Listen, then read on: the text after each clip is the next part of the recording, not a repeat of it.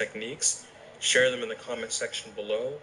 And also, if you've tried out this technique and it's worked for you, or if you just have questions about it, then you can either comment below, or there's also a subreddit dedicated to all things psychs, etc. So you can check that out as well.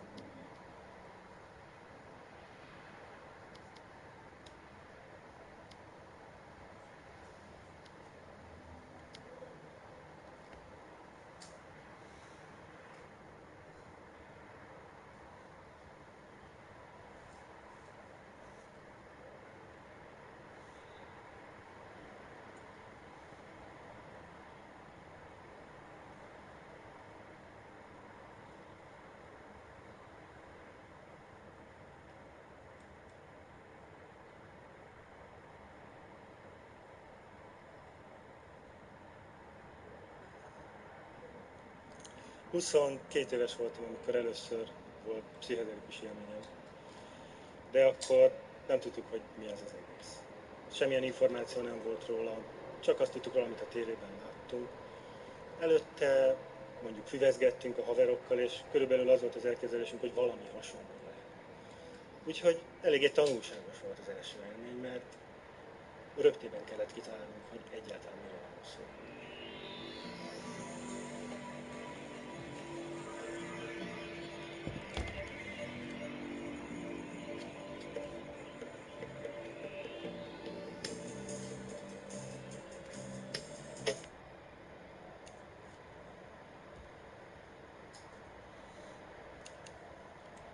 So psychedelics can obviously be dangerous.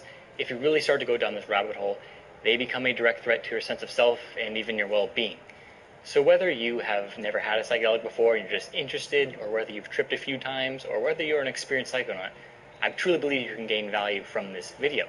So typically when we take psychedelics, we are looking to learn. We are looking to learn about ourselves, who we are, who humans are, what life is, what this universe is. We're seeking to learn about the nature of reality for the most part. We're exploring ourselves. And if you aren't seeking to learn, then you can just click out of this video. If you're just tripping a trip, just want to be high or something, just click out of this video. There's no value for you here.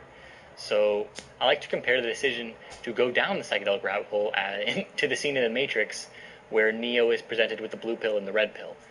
The blue pill, he could go back and live his life just as he was before, completely oblivious to something greater and how everything works. But he chooses the red pill. He chooses to go down this rabbit hole, see how it all works, see what it all is, see the truth. But the truth is painful, and this can directly relate to psychedelics because when we take psychedelics, it's kind of fun at first. It's fun at first, and then we reach this point where it's kind of scary, and I don't like what I'm being shown anymore. And this decision, to go deeper or stay back here, it's like the decision between taking the red pill and the blue pill. You can stay back here and live in peaceful ignorance, or you can go over here and learn the complete truth, experience absolute infinity, experience complete ego dissolution, merge with infinity, become the one, awaken, become enlightened, you name it. On the other side of this barrier is all this stuff. It's the truth. And it's really, this barrier is something that you really need to ask yourself. Do I want to go past this barrier or do I not? And it's a decision between taking the red pill and the blue pill. And if you are not ready to experience what the other side has to show you, there's a very good chance you could fuck yourself up. Personally, I threw myself into a 7-gram magic mushroom trip when I was not at all ready to experience it. And I kind of, after the fact, I kind of experienced some depersonalization. I didn't feel like anything was real for a couple days. I was depressed for a little bit after. I am anxious from it sometimes. I still feel kind of paranoid. And I'm not saying that whole trip was negative, but there was some negatives that came away from it. And ultimately, I came to realize that I am just not ready to let go of everything. My ego is completely shattered on that trip, and I was not ready to let go of it all. And I still have a lot of attachments here. I have a lot of things I want to experience, things I want to have here. I have a whole life to live. You can look at me, I'm young, I'm in college. So why would there be any reason for me to want to go all the way to this other side now, when there's really no reason to? Because when you really get into this, go super, super fucking deep, you have nothing to gain, you have everything to lose. This other side is just kind of access to higher states of consciousness, but there's nothing to gain. And like, the word gain even comes directly from the ego. It's an ego term, Over here you're transcending the ego, so obviously there's nothing to gain. When back here, like, this is where gain and loss occurs. And over here there's no such thing as gain and loss. Yeah, that's basically, you have nothing to gain. So if you have like a good life, you have like a nice job, a nice house, you got a good wife, you got kids, you got a family, there's honestly no reason for you to go over to the side over here. When people hear about the truth, some people are like, oh my gosh, I have to know the truth. I'm willing to drop everything to go and pursue enlightenment and awakening. And some people are like that. But a lot of people don't give a shit about how the world works and just the nature of reality and all that. Some people just don't give a shit. They just want to live their lives in peace and in peaceful ignorance, the blue pill. A lot of people are like that. And on this magic mushroom trip, after reflecting for a while, I came to terms with, I'm young, I'm in college. There's really no reason to go over to this other side for me right now. No reason at all. I can live my life here. I can have a good quality life. And, maybe when I'm like 70 years old or something, I can go and pursue this enlightening and awakening stuff. And yeah, that's what I came to terms with. And, for now, I've been staying on this side, taking low to medium doses of psychedelics. I still think...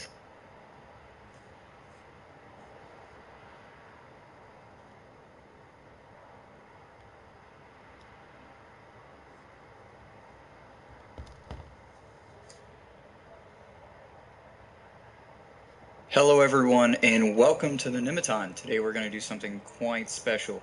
Holiday special, I should say, because it's spooky time. It's late October, and I've been really looking forward to do a talk on something that, honestly, I never saw myself talking about before. It's going to be the Psychonaut Field Manual by the interesting arch-trader Blue Fluke, with his more than equally interesting name. Now, I was a big fan of Psychonauts as a kid. The game, I should say. I had it when I was around 14 or so, and it really stood out to me as a very interesting time. I got really into psychonetics prior to that, so the game was ideal, we could say. So we're going to look at this Psychonaut Field Manual. Preemptively, I'm going to go ahead and tell you that this is a Chaos Magic Field Manual, so when you see Kabbalistic imagery or Hermetic imagery that technically doesn't fit, I'm going to go ahead and let you know you're probably right. I'm not trying to be that guy, I'm just saying, yes, they kind of mutate and deconstruct things in such a way that they don't really fit their original intention, but that's just something we're going to have to deal with. It's going to be a little cringy. Nothing against Blue Fluke or anything like that, but it is going to be a little odd at times. Something that really makes you want to grit your teeth and just look away. And if you do that, well, look, I appreciate you clicking on the video. It's been nice to have you thus far. I apologize, but let's kind of get into it. So, of course, we're going to start from the bottom. So level 1, belief is a tool. As in the concept that belief in and of itself constructs one's reality. Really interesting concept, also something very prevalent in this work, which is that no matter what you do, it's all about what you believe works. You gotta know that it works. Forget all this impression and recipient stuff and the idea of engaging with something that's higher than yourself. No, it's just all about that egotistical impression into the upward nature of reality, because everybody can do that. So, we immediately begin with a nice Freemason with his skull and crossbones apron, which should actually be a downward-facing triangle. I've seen that apron before. But this idea of stepping out of oneself, and we have a side quest. This is our first mission upon ourselves other than what was directly given to us. Lucid dreaming. Individuals, if you've learned to instate lucid dreaming on yourself, to be honest with you, I don't feel like it's really that amazing, but it says that it's a way to interpret subconscious concepts. Very Jungian thing. And I'm going to go ahead and take a guess that we're going to see a lot of Jung in his overall philosophy in this video, and that's only because I've currently been working on a big Jung video for a fantastic patron, Danny. So, we're already on the level 2. If you believe, we're on to level 2. Unlock your mind, particularly through gnosis. I gotta pause. I've been kind of elated this whole time. Gotta stop right here. Gnosis is not something that I see as so simple as a concept of like focus and involvement and intention and all these things. Gnosis is a very big deal of divine totality and connection, but I'm gonna go ahead and guess that we're about to look at this from the yes. Calm down, focus, kill the noise, focus again. Alright, whatever, I get it.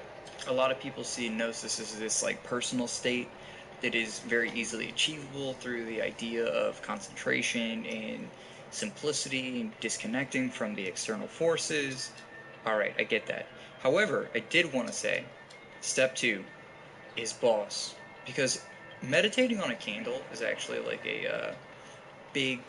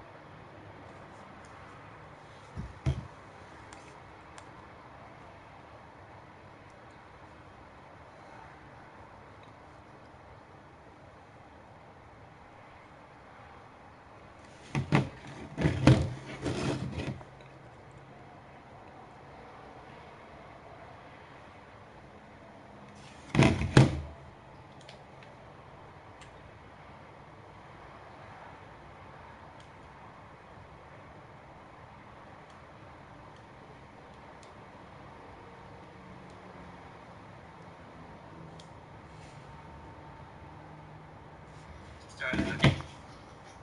We have to do something. This is in honor of Two Player Productions. We have to clap, right? Should I clap with the phone in No, my you hand? don't clap. I clap. I'm the clapper. Hello, Psycho Backers. It's Tim here with another update of the progress on Psychonauts 2 from my house here in quarantine, like we all are. Maybe. I hope so. But I hope you're. Hello. My name is Quantum Freedom, and we're going to go over 7 books to get. Hello, I'm Dorian Manticore. I am the founder of the Southern of the Golden Path, which is an emerging queer magical tradition. Give me 45 seconds and I'll show you how buying businesses is the best. We can get to some more people because we got at least 3 more people that I want to talk to before we get to the end of the show. So I'm just going to go ahead and get our next person on. I have no idea how to pronounce your name. Is this Oriax in Pennsylvania? It's Oriax. Oriax. Yes. That's a cool name. I like the name Oriax. Welcome to Truth Wanted. Thanks. So, first of all, right, for Valentine's Day, I want to try a line on you, Dan. So I was going to say, hey, Dan, I think you're objectively handsome. Yes! I love it. That is great. Thank you for that. Thank you so much. It's the tie. It's the tie. Maybe I need to wear the tie more often. I don't know, but... Yeah, so I just want to say, or just speak about the occult in general. So I was listening. I'm a fan of the show. I was listening. Someone was talking about tulpas and stuff, and I've studied the occult pretty heavily. So I can give a lot of interesting knowledge. Is there a particular thing that you'd want me to talk about? About the occult? So my understanding of the occult is that, I'm thinking, this is my Wikipedia brain right here. It's like, occult, disambiguation. There's a lot of things that have called themselves as part of the occult that, maybe that you have knowledge of, maybe you don't. Are you talking about the history of, American occultism, maybe like pagan occultism, or just like, you know, like where have you been looking at? Oh, jeez. Like a lot of more left-hand path stuff, but I have more than that. But just even like philosophy, like chaos magic, alchemy. All right, fuck it. Chaos magic. I want to know more about chaos magic. Tell me what you know, because That sounds pretty I'll cool. tell you what. I don't know a lot about chaos magic, and I've been told in the past I am in fact a wizard. So if I want to up my wizarding game, I'm gonna have to learn some chaos magic. So please tell me more. Yeah. So I use forms of chaos magic actually. So I do. This is something I do actually believe in. Okay. But yeah. So there's so the general philosophy is if you have any kind of spell or incantation or anything, and it works for you and it works for someone else, it continues down this path and it gets shared in between usually occult circles and people that are in the know, quote unquote.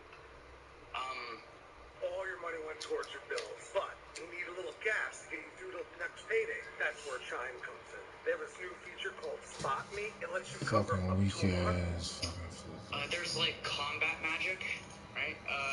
Wait, hold on. We gotta explore this a little bit more. So like people get like talismans or something? Are you talking about like D&D or something like that? No, Because that no, sounds... No, Sorry, it's a terrible joke. Yeah, no, I know, but like, a lot of these circles, the people that explain these, they put them forward as if they really work or not, and they usually leave it up to the person who's reading it to discover if they work or not. They kind of leave it up to being tested. You know? Well, that's interesting. Okay, so just the practitioner just has to kind of figure out if it works for them, and if it works for them, they just kind of do it. Yeah, and then they share it, because like the whole idea is to keep sharing them if they work. If they don't work, it kind of takes them out of the gene pool. Okay, so like the peer review process here is just kind of, all right, I did this thing and it kind of worked for me. Try to see if somebody else, if it works for them. Like, is that kind of how you confirm if it's real or not? Kind of, yeah. I would say so. Okay, well, what if I had like a lucky rabbit's foot and I was like, hey, I just got first place in fucking Mario Kart last night, and I was walking my lucky rabbit foot. Like, would that count as chaos magic? I think so. I think. I maybe I'm missing a part of it. I think chaos magic is like it affects reality, or you have to do something. Like you have to take some kind of action for it to be chaos magic. Okay. But I mean, I guess. Yeah, I don't know. I guess that would be just like an enchanted item, I guess you could say. Okay. Well, practitioners of chaos magic, because I know you all watch my program, please send me your talismans, charms, whatever you have, and we'll test it right here on the show. Whatever this object does, we'll see what we can do, because I want to practice chaos magic. I'll be honest with you. That's an ability I wish I could have. Nirvadia obviously is already familiar with magic because she exists in a country that doesn't exist, so that's pretty magical in itself. That is a very magical. I'll be honest with you, the occult isn't something I know a whole ton about besides the big stuff like Ouija boards and stuff like that. Do you know a whole lot about the occult, Nirvadia? Not a thing. I used to live in an area that was very new agey, but a lot of people wore pentagrams and things like that. But yeah, I don't know very much at all about the occult. I apologize, Ariax, for my ignorance. But yes, Okay. I got sucked into reading all this because I got in a cult, and then I got sucked in further to the occult to get out of the cult. Try explaining that again in another thing. You got sucked into the occult, and the occult brought you out of the cult, right? Yeah, exactly. Yeah. Okay. Well, that's cool. Wait, but you said you're a practitioner of chaos magic, right? Yes. Okay, so like, can you do some chaos magic like right now, or like how does that process work? So, from what I understand, it's something of where it does take time within the process. So even if I would do it now, there wouldn't be anything. But within some of the philosophy around it that I've read, it's kind of like, I think the person said it's the equivalent of like, especially if you want something done, sometimes it's better to not look at magic and just do it yourself and actually just do it instead of doing magic. Like, if you want a sandwich, go get a sandwich. Don't sit there and state spells every single... Wait, hold on, wait a minute. What the fuck is the point of doing magic if I'm just gonna do the shit myself? If I am gonna practice some fucking chaos magic, I'm gonna make a fucking kick-ass sandwich with it. That's bullshit. Fuck that. No, it's curbing the exceptions. Like, it's curbing what you expect to happen, you know? I don't know. Okay, well, is there something we could do that we could set up tonight at least and figure out what the results are like next week or something? What, you gotta help me out here. I have I have no idea off the top of my head. Okay. There's one that's like it's something involving aggression. I'm not recalling exactly what it is, but it's something with like runes and stuff. I don't remember. It's like This is Maxime Haley. He started a Shopify store, and in his first 45 days, he generated $27,000 in sales. And then in his first 5 months, he generated over $520,000 in sales, running 3 stores at the same time. And what's even cooler is that people have copied what Maxime is doing. And you see these people right here, they're all making money as well. Those are their income results flashing right now. And why are they able to do this? Because what Maxime does requires no upfront investment, requires no prior experience, and a lot of these people...